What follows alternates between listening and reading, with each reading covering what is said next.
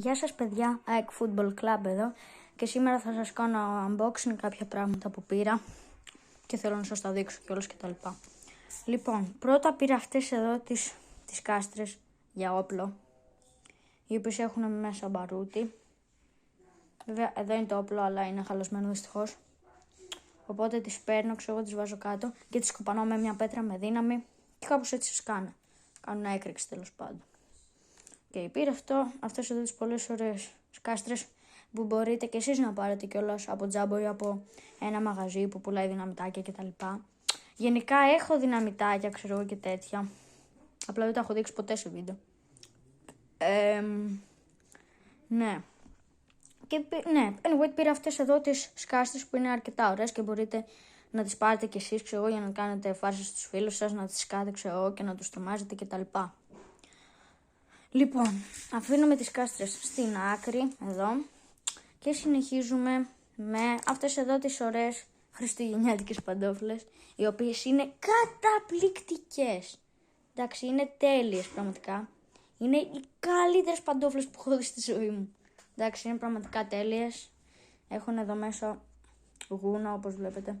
Εδώ πέρα έχουν γούνα, η οποία είναι πάρα πολύ ωραία. Δεν μπορώ να...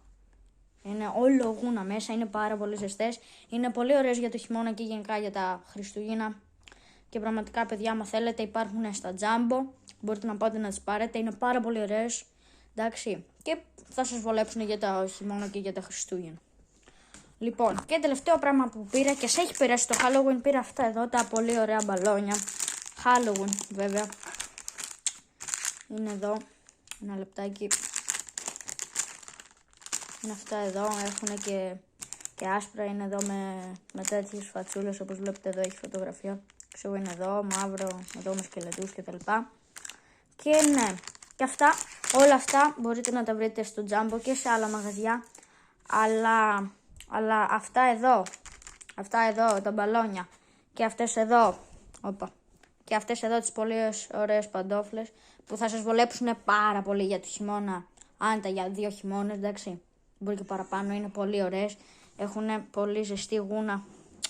Όπως βλέπετε εδώ είναι τέλειες πραγματικά.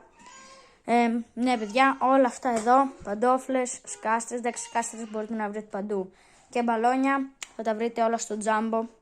Και ευχαριστώ πολύ που παρακολουθήσατε αυτό το βίντεο. Να είστε καλά έως το επόμενο βίντεο. Καλή σας μέρα.